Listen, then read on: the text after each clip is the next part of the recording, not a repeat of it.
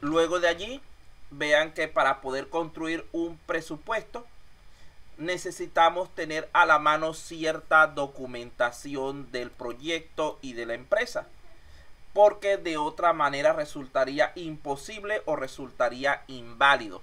En primer lugar, necesitamos lo que es el alcance del proyecto, el cual nos indicará el total de los requerimientos que deben ser cubiertos y por lo tanto a qué componentes vamos a asignarle un valor en nuestro presupuesto. En segundo lugar, lo que es el plan de gestión del proyecto. Este nos proporciona la planificación de cuándo se necesitan los recursos. Estamos hablando del cronograma. De cronograma del... Sí, de cronograma, es parecido al cronograma. El cual nos va a decir, mira, aquí está, cuando lleguemos a este, porque este realmente no tiene fecha. Cuando lleguemos a este punto necesitamos los recursos correspondientes a esto. Entonces se hace un aproximado inicial. Luego tenemos el plan de gestión de costos. Este nos proporciona una aproximación de los valores de los diversos elementos para poder quedar dentro de un rango aceptable. Seguidamente, el cronograma del proyecto, el que nos va a aportar las fechas exactas y el progreso de lo que estamos haciendo para lo que es el monitoreo del presupuesto. Tenemos el registro de riesgos, que son las variables que pueden afectar al proyecto y a su vez al presupuesto y que determinan en gran manera lo que es esa reserva económica que nosotros vamos a tratar de mantener.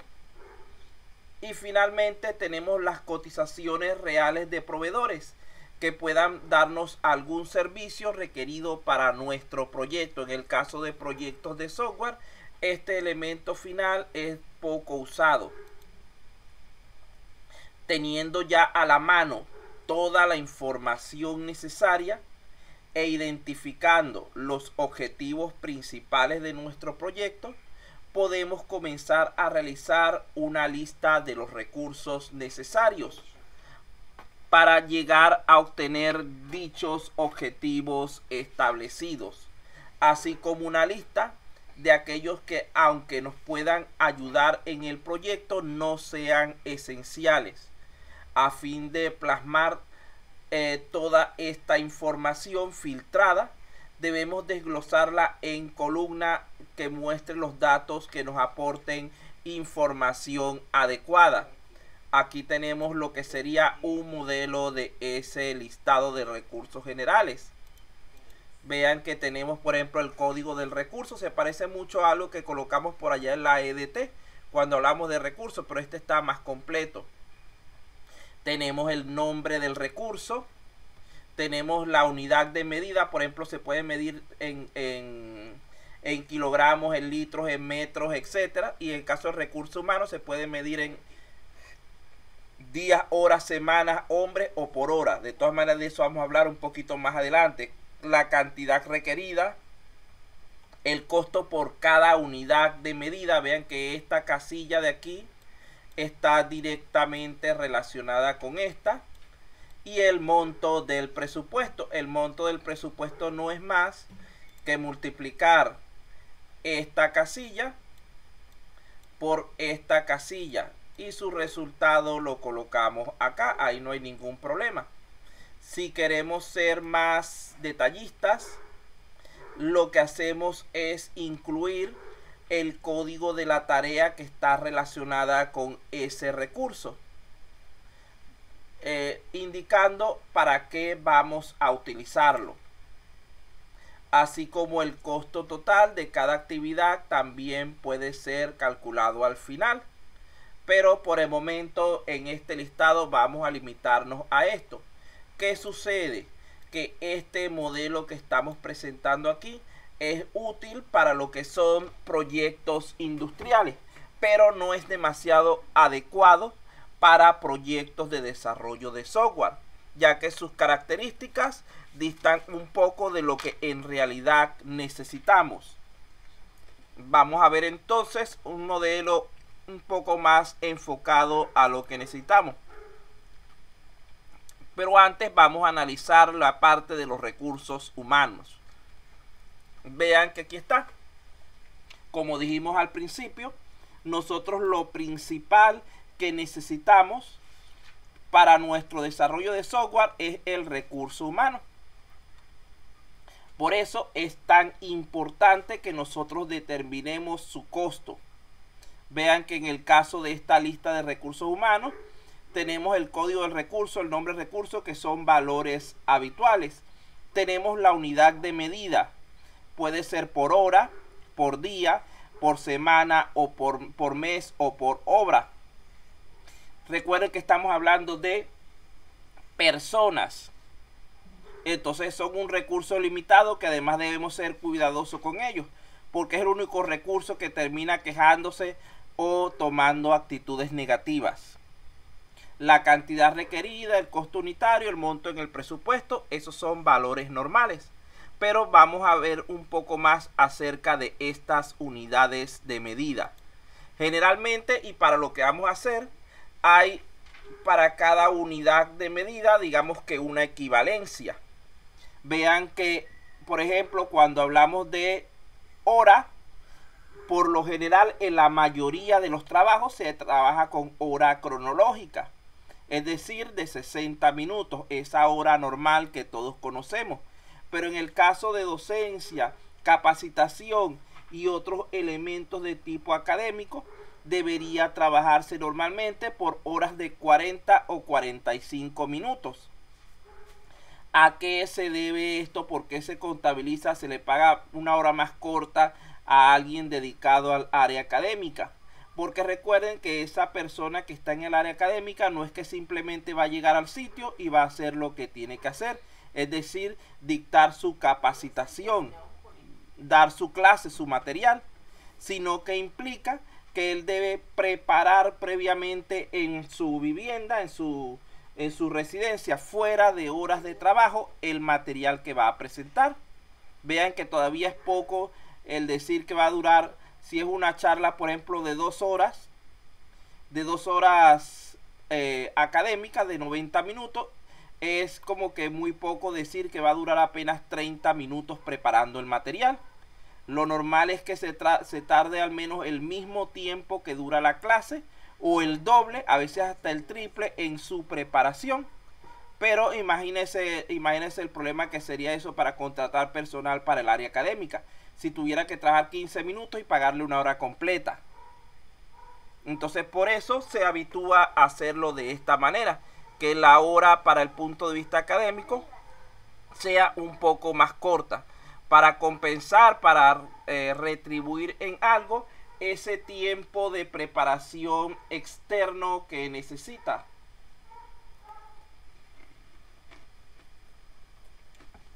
Ahora bien, cuando hablamos de día de trabajo, habitualmente la mayoría de los países establecen que el día habitual, el día normal de trabajo, el día legal, es de 8 horas. No sé si aquí en el Perú se estira lo mismo,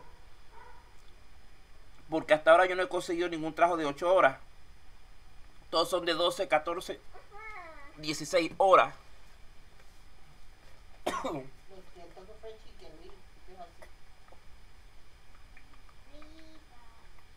Profesor, en el Perú la normativa del trabajo es de 8 horas, es un derecho, que ahora empresas que contratan por 12 horas son bajo otros regímenes. Bueno, eso es lo que le digo, porque por ejemplo yo estoy en el área docente, yo no trabajo por día de 8 horas, sino por hora de trabajo, como es la primera categoría.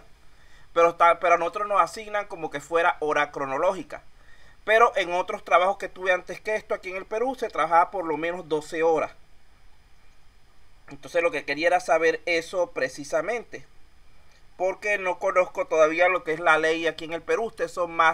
Ustedes la dominan más que yo. Pero de todas maneras, allí estaría lo que le estábamos planteando. Entonces, por otro lado, deben tomar en cuenta también que si estamos hablando de una semana, se supone que una semana laboral es de 6 días como máximo. En algunos países inclusive de 5 días y medio. Es decir, lo normal es que se trabaje de lunes a sábado. con un día libre. En ciertos trabajos el día libre no necesariamente tiene que ser el sábado, pero lo importante es que exista un día de descanso para que la persona pueda recuperar sus energías, sus fuerzas, reposar un poquito su mente. En tercer lugar, cuando hablamos de mes, no se habla generalmente de meses de 30 días, que es la duración calendario promedio, sino se habla de meses de 25 días. ¿Por qué? Realmente se habla de esta manera porque deben recordar que en ese mes hay varios días domingos, los cuales debemos nosotros incluir en nuestro calendario, debemos contabilizarlo de alguna manera, pero no como laborables, sino como libres. Por eso es que se reduce un poco a 25 días. Nosotros, para nuestros cálculos que vamos a hacer en el día de hoy, vamos a trabajar en base a mes de 25 días para que lo tomen en consideración.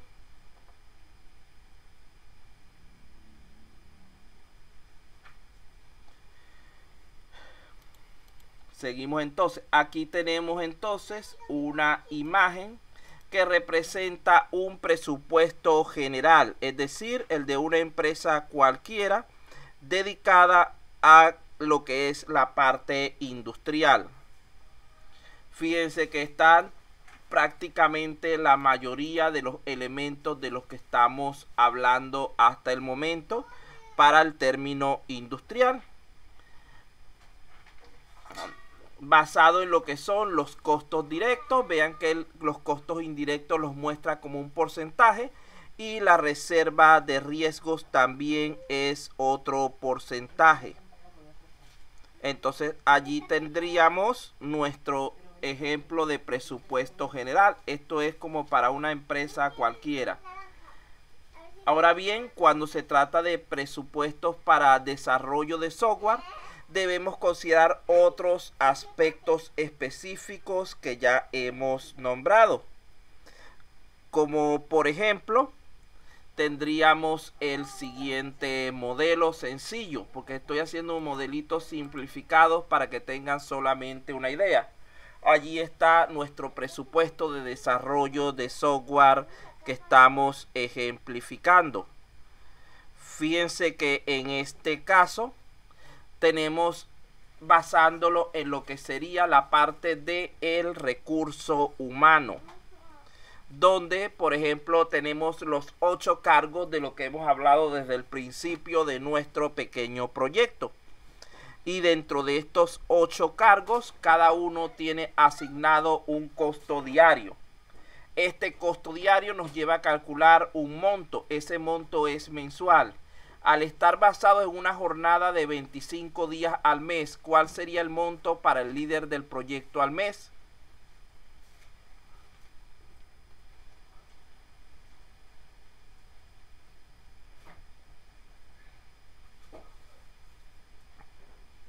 Estamos calculándolo en base a 25 días y ese es el costo diario. ¿Cuánto sería el monto para el líder del proyecto entonces? ¿Dónde está la moneda? 1.000 soles. ¿Ah? 3.000 soles sería. 3.000 soles, muy bien. Como tenemos aquí, La mascarilla. no sé, estaba en la mesa. Tenemos entonces un monto mensual para esta persona de 3.000 soles y solamente tenemos un líder de proyecto, por lo tanto su costo mensual sería de 3.000 soles.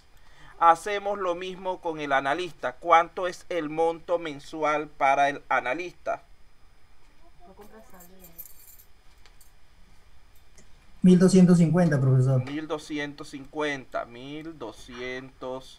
Lo dejé, yo tengo por el cuadro lleno, pero lo dejé más abajo a propósito para que ustedes saquen la cuenta. ¿Y el total mensual?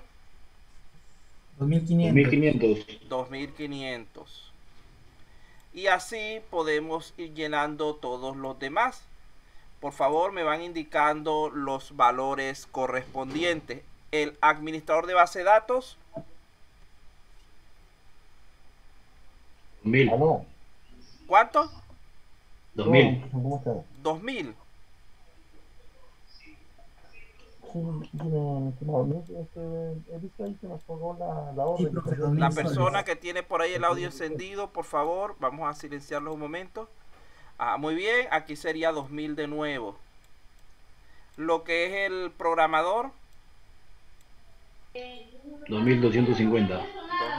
2250 por 2 son 4500. 500. El diseñador gráfico, 1500. 1500. Sí, porque está un poquito más arriba de lo que es el analista. Y 1500 aquí. El tester, 1000.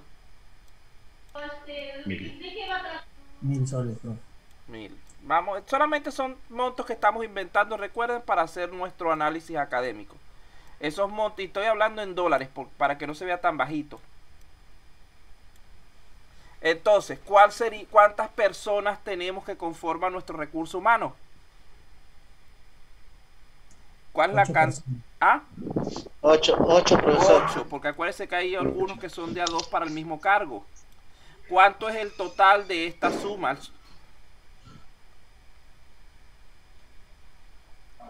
6, 7, 8, 12, 14. 14,500. 14,500 es. ¿No tiene la calculadora, la computadora a la mano del celular? No la tengo. Bueno. Es que estoy trabajando ahorita. Bueno, está bien. Ahora bien, establecimos en este caso que íbamos a calcular el costo administrativo de manera porcentual en base a lo que son un porcentaje del costo del costo directo, que para nuestro caso es solamente el costo humano. ¿Cuánto sería el 25% de ese monto?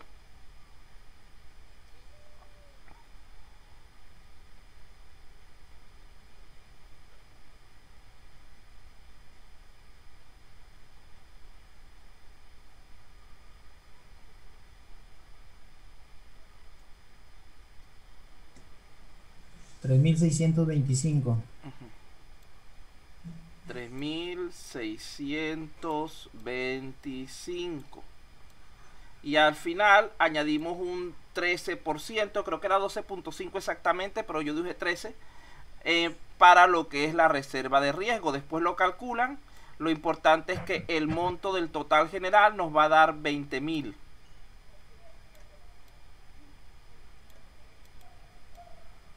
Vean que allí tenemos nuestro presupuesto, nuestro costo. Estamos incluyendo todos los elementos, simplemente el costo mínimo que puede tener esos componentes. ¿Estamos claros hasta allí? Sí, profesor. Bueno, continuamos entonces. Recuérdense ese monto. El costo, entonces, el costo total que tenemos del sistema son 20,000 porque después lo vamos a necesitar. De aquí, lo siguiente es que cuando vamos a realizar la estimación de costos de un proyecto de software, necesitamos básicamente dos elementos. En primer lugar, el determinar el tamaño del software que vamos a desarrollar. Para ello debemos establecer algún tipo de unidad de medida, es decir, una métrica, algo que nos sirva como patrón para poder determinar ese tamaño. Luego necesitamos saber cuántas unidades de medida vamos a necesitar para construir esa aplicación. Y finalmente, ¿cuál es el costo de esas unidades de medida? Vean que estamos hablando de 4 cosas. La primera, ¿cuál es? Están en pantalla. ¿O qué significa cada una de ellas? La primera es determinar el tamaño del software. Es decir, mientras más grande el proyecto, debería ser más costoso. En segundo lugar, ¿cómo determinamos ese tamaño? A través de algún tipo de métrica o unidad de medida. En tercer lugar, ya teniendo la unidad, debemos saber cuántas de esas unidades de medida lleva nuestro software.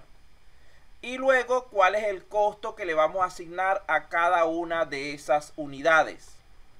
Vean que no es nada del otro mundo. Lo que pasa es que hay que pensar bien cómo establecer correctamente estos elementos, especialmente la unidad de medida y su costo. De allí que la determinación de lo que es la viabilidad económica, el presupuesto del proyecto, dependerá del establecimiento y selección de ciertas métricas que nos permitan definir su costo de construcción, entre las cuales tenemos las siguientes como las más habituales desde el punto de vista académico. Tenemos en primer lugar el tamaño, que se considera en base a miles de líneas de código. Ustedes saben que K es 1000, lines of code, miles de líneas de código, para que se recuerden. La segunda métrica es la complejidad y la tercera métrica es la relacionada con los puntos de función. Entonces estos tres valores son los que nos van a permitir decidir por cuál de ellos nos vamos para determinar el costo del software. Profesor, una pregunta. ¿Puntos de función qué vendrían a ser? Ya los vamos a explicar.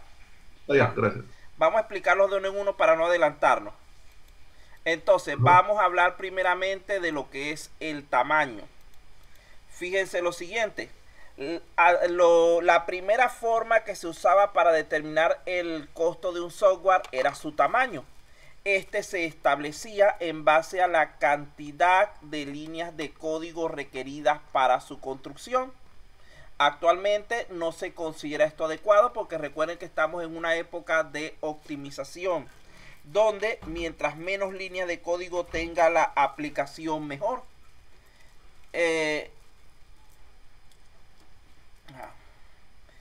Esto lo que significa es que, por ejemplo, si tenemos dos personas realizando la misma aplicación, supongamos que tenemos al señor Apasa y al señor Astete, que son los primeros apellidos que veo por allí. Resulta ser que el señor Apasa construyó la aplicación utilizando para ello 100.000 líneas de código, mientras que el señor Astete hizo el mismo trabajo y solamente necesitó 50.000 líneas de código, porque trabajó de manera optimizada. Vean cómo la aplicación de técnicas de modularidad, reciclaje de funciones, etcétera, redujo considerablemente la longitud del código, por lo cual la segunda persona, el señor Astete, a pesar de haber trabajado mejor y de darnos un mejor programa, terminaría cobrando menos. Entonces, por eso podemos decir que esta metodología no es la más adecuada para nosotros. Vamos a verlo desde el punto de vista numérico. Allí tenemos la versión 1, la del señor Apasa, y la versión 2, la del señor Astete. La versión 1 tiene 100.000 líneas de código. Es más largo, es más complejo y por lo tanto más difícil de mantener. Mientras que la versión 2 del señor Astete tiene solamente 50.000 líneas de código, resultando su funcionamiento más rápido y eficiente. Si el precio por KLC, o sea, por cada 1000 líneas de código, es de $100, ¿cuál sería el costo de cada versión de la aplicación? Calcúlelo, por favor. Vamos a hacerlo para la primera para que lo vean más fácilmente.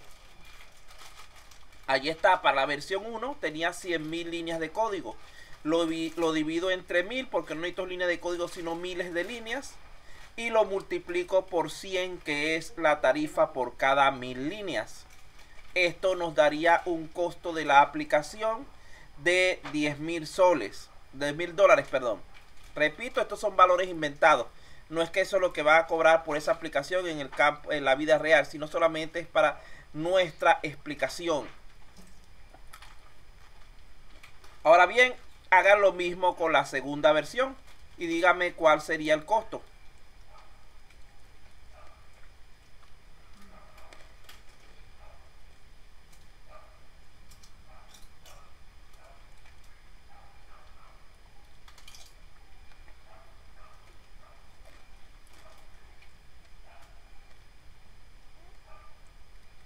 ¿Aló? ¿Me oyen?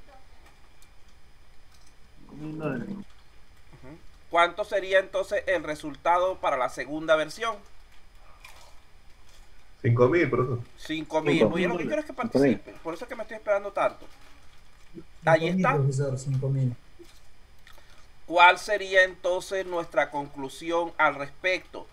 Nuestra conclusión sería la siguiente, que actualmente esta estrategia basada en la cantidad de líneas de código no es muy adecuada. E incluso se podría decir que es contraproducente, ya que no valora el esfuerzo de optimización, más bien lo desmotiva. En ese caso, si esta vez le pagaron al señor Astete 5.000 y al señor Apaza, que hizo menos trabajo, porque lo que hizo fue copiar y pegar funciones, repetir, etcétera, le pagaron 10.000, la próxima vez que se presente otro proyecto similar, el señor Astete va a ponerlo lo más largo posible para cobrar más, aunque el programa resulte menos eficiente y más lento. Pero para poder tener un mejor beneficio económico, va a ver la tendencia a que el programador haga códigos más largos, complejos y difíciles, solamente para acumular líneas de código.